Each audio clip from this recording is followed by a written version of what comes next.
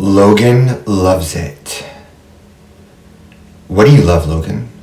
What is it? What is it? People say. It is actually many things. Everything, actually. And one of those things is going deep. Logan loves to go deep. And Logan wants to go a little deep with you all today. I woke up today with something on my mind. Something I was thinking about. Something I've always done to help me get by in life, but I've just never had the words or the vocabulary until recently to sort of explain to anyone what this little trick is. So before I go on to explain, I really want to say that I'm sure a lot of you have heard, your thoughts create your reality. With your thoughts, you can manifest, and that's true. But what people forget or they leave out because they have such a negative association with it are the emotions. The emotions. Thoughts are nothing without the emotions behind them. If you're trying to manifest and create in your life, you can't just have empty, cold thoughts. You have to have the passion and the feeling and the emotion behind those thoughts. All those thoughts aren't going to take you anywhere. Now, I'm going to explain you a way to stop the game, cut the scene, kill the script. We're gonna kill that motherfucking script. Now, I like to think of life as a play, as a movie, as a script, right? We're all actors on stage, and every situation that you find yourself in can be compared to a scene. It can be compared to a scene. So, what do you do if you suddenly find yourself in a scene that you do not want to take part of, that you just do not want to participate in, you won't have it, you don't like it, you just don't have time for it, it's not something you want to participate in, you don't need it in your life, you don't feel like playing, well, this is what you do. Now, you have to respond or react in a way that is either completely unexpected, completely random, completely ridiculous, so unexpected and random and completely just out of left field to what the other participants would be expecting from you. For example, you're getting bullied on the schoolyard as a child or as an adult. I was bullied as a kid. I was bullied, oh my God, so much. Now, what is the bully getting out of that situation? There's a bully and a victim, a bully and a victim. What keeps the bully going is the victim reacting and responding in a particular way. The victim is getting upset. He's getting scared. He's getting anxious. He's becoming distraught. He's feeding the bully. He's feeding the bully. So the bully keeps going. The bully keeps going because the victim is playing into the script. He's playing into the script. So the way to cut that scene is to do something like I used to do. Very believably and sincerely, laugh along with the bully. Start one-upping the bully with his own jokes, making fun of yourself, agreeing with him, acting like a spaz. How is the bully going to react? All of a sudden, he's no longer getting what he intended to get out of that situation. It's going to throw him off his game. It's going to throw him off. It's going to throw him out of balance. It throws the scene out of balance. You take that power back into your hands and you say, this scene is done. Because the bully in this circumstance is not going to know how to respond to your unexpected reaction. He wasn't expecting that. And most people don't even think that reacting in a way outside of the script is even an option. Many people don't realize it's an option. They get lost in the scene, and one thing happens, and they're just so used to reacting or responding a certain way, they don't even realize that they have the freedom to act any differently. Now, here's another example, right? You're home alone with your wife, or your child, your dog, whoever you want to be home alone with. All of a sudden, bang, bang, bang, a robber breaks into the house, and he has a gun. And he comes upstairs and he says, "Give me all your money, or I'm gonna shoot your wife." Now, in this situation, where does the robber's power come from? It comes from your fear. It comes from your intimidation. Now, what if you're not fearful? Or what if you're not intimidated? What if you are just completely unbothered, completely unaffected by what just happened? That's gonna throw him so off balance. That's gonna mess up his lines. That's gonna mess up the script, and he is not going to know what to do.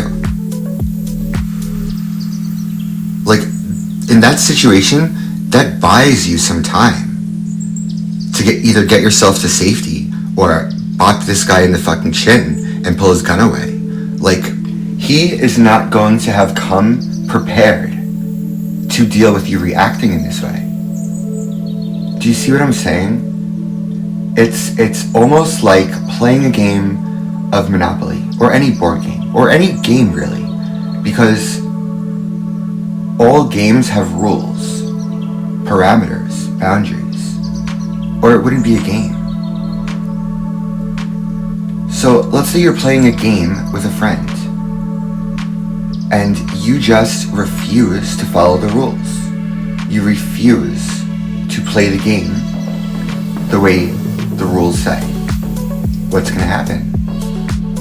Your friend's going to get very frustrated and just give up very quickly and no longer want to play with you. No one's going to want to play with you. So you could do the same thing in life. Break the rules of the script. Go off script. Be completely unpredictable when you find yourself in a situation that is threatening or aggravating or annoying, or just any situation that you don't want to participate in today. You're not having it. And that's the beauty of this, guys. You don't have to participate. You don't have to have it in your life. This is something they're not going to teach you in school. Nobody ever gets told this. I didn't get told this. This is something like I sort of figured it out on my own because it got the bullying to stop.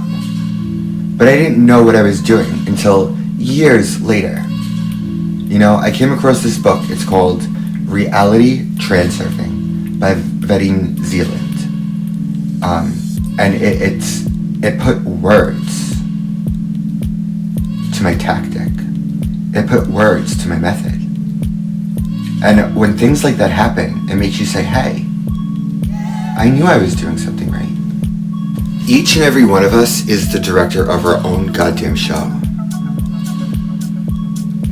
And I'm here to let you know. Because it's something I often forget myself. Like, I'm not here to say, oh, I am an ascended master and you should listen to me. No. I'm a fuck up. And I'm always fucking up. And I'm always gonna fuck up. But when I figure something out, I'm also gonna share it. Like, hey guys, I found a cheat sheet, and spread copies around the class. Because that's the kind of student I am. The student of life. There's a lot of things in life, in reality, in the stage world. I call it the stage world. Like, everything outside of yourself.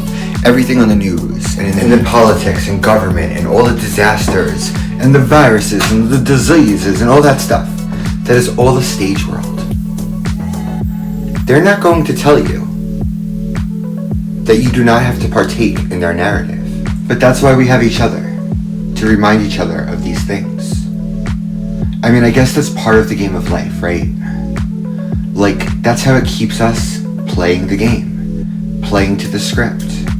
Because it's natural for us to respond and react in certain ways when our emotions are triggered. That's why it's so important to not be afraid of your feelings, not be afraid of your emotions. You have to master them. And also, don't ever let anyone make you feel bad for not showing an interest in something. Like world events, politics, charitable foundations, sports, history. Listen, if you want to pay attention to those things and you enjoy them and that's what you want to partake in, that is great. That is amazing. But if you don't want to, you don't have to. You know, all we have here in life is ourselves. I feel like we're here to discover ourselves and our relationship between the inner and the outer. And many of those things are just distractions. Like, I literally have no idea what's going on in the world half the time. And my life is fine. Because I know exactly what's going on inside of me.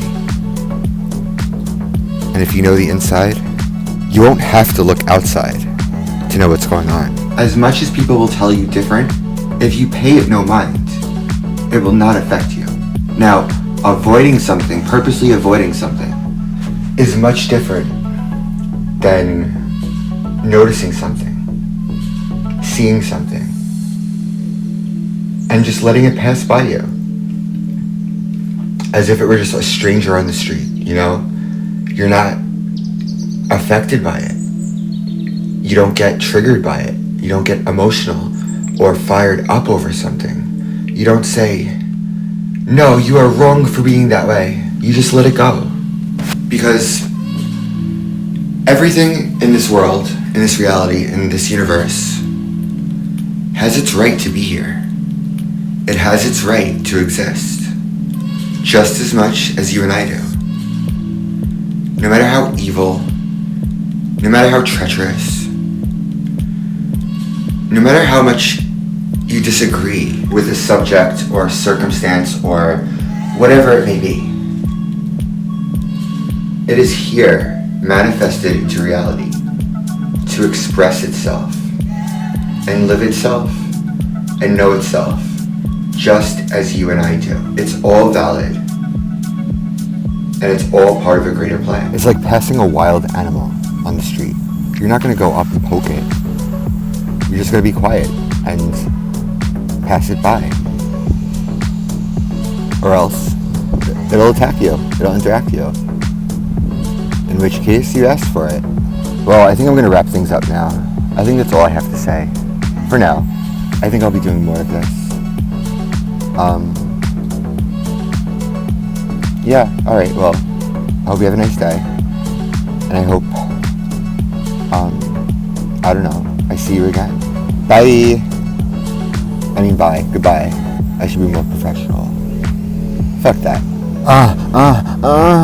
Let's end it on a saucy note today.